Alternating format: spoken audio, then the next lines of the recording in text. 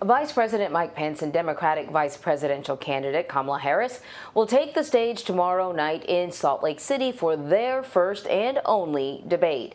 This debate will look different than last week's presidential debate following President Trump's coronavirus diagnosis. Debate planners are implementing new measures to reduce the risk of transmission of the virus, including installing a plexiglass barrier to separate the two candidates.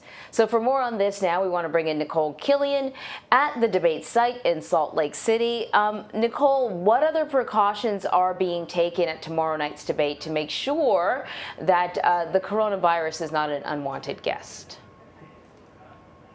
Well, good morning to you. And, in addition to the plexiglass, there are a number of precautions that are being taken similar to what we saw in the last debate. One notable difference, however, in addition to that plexiglass, is that we know the candidates will be seated at least 12 feet apart. The moderator will also be seated at least 12 feet apart from the candidates as well. Also, we know that the audience will be limited to a small number of guests.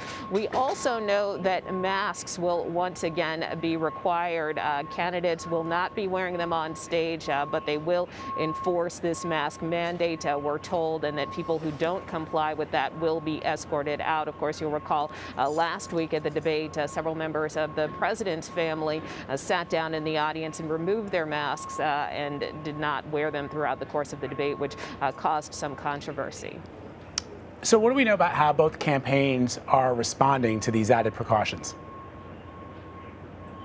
Well, in terms of the plexiglass, it's unclear exactly who wanted that. We did reach out to the Biden campaign and Senator Harris's aides, and so they wouldn't say whether or not they definitively did that, although according to some reports that was their preference.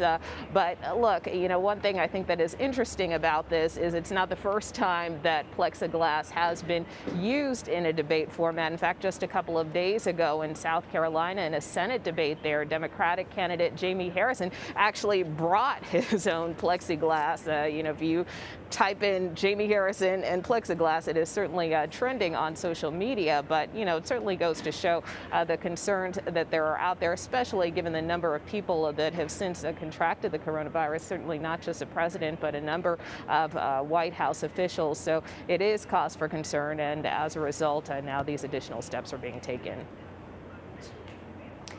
So CBS News spoke to Jason Perry about how the president's coronavirus diagnosis shapes the remainder of the presidential race. Perry is the director of the Hinckley Institute of Politics at the University of Utah and the chair of the steering committee for the vice presidential debate. So this is what he had to say.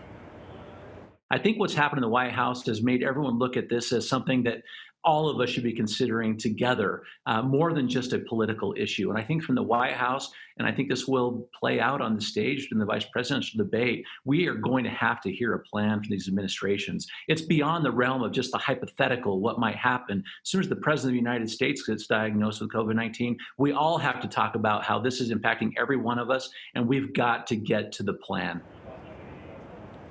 So the vice presidential debate is typically sort of a bit of a sideshow, but considering how poorly many people believe the first presidential debate went, and looking forward, we don't even know what's going to be happening with the next presidential debates that are supposed to be on the schedule.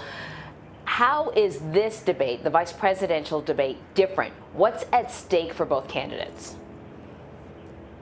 Well, I think a lot is at stake for both candidates. I mean, look, this is unprecedented times. I don't know that I have ever covered a vice presidential debate, or any debate for that matter, where the president of the United States has become infected with coronavirus. So, that is the big elephant that will be in the room tomorrow night. And considering that Vice President Mike Pence is the head of the coronavirus task force, it certainly is an opportunity for him to explain the administration's response, which, of course, as far as the Biden campaign is concerned, and as Senator Harris has been concerned, has been a failure. And so I think you will see a lot of, back and forth and contrast over, what we have seen transpire to date versus what, the Biden campaign and Senator Harris would put forth as far as their administration should they get elected. So I think, you can't start that debate without addressing the moment at hand. And certainly that's one moment to watch for tomorrow night.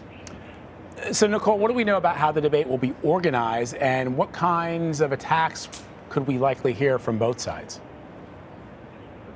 Well, the format is slightly different from what we saw last week, where they attempted to get to about 6 topics. This debate, we will see the moderator, Susan Page, try to address more topics with the candidates. It will also be 90 minutes as it was last week. No opening statements from the candidates, and so the hope is to get to 9 different topics in 10-minute segments. So that's in essence how this debate will play out. And again, I think as far as lines of attack, again, I think the pandemic will be the front and center issue. I think you will see the vice president defend the administration's response. I think you'll see Senator Harris attack the vice president as far as the administration's response and what hasn't been done to date. That really has been more or less the lines of attack that we have seen from both campaigns as they play out. The other thing I think you may see certainly is that we have seen, for instance, the Trump campaign really try to paint Senator Kamala Harris to the left, try to paint her as this, this extreme radical who's kind of dragging Biden to the left. So to the extent to which we see the vice president take that line of attack, I think is another potential angle to watch. And also, I think on the court front, certainly we have the Supreme Court nomination process still moving ahead. And so, as you pointed out in the last segment, there hasn't necessarily been a clear response yet from the Biden campaign as to its position. And we've seen Senator Harris go a little further than former Vice President Joe Biden on the issue of court packing. So again, to the extent that that comes up in the debate tomorrow, that certainly will be, I think, another issue where you will see both candidates contrast themselves. And when it comes to preparing for the debate, we know now, Nikole, that a number of people who helped the president prepare for his debate have tested positive for the coronavirus, including former Governor Chris Christie, who checked himself into the hospital. So I presume that the vice president and vice presidential candidate will be preparing for the debate in a little bit of a different fashion.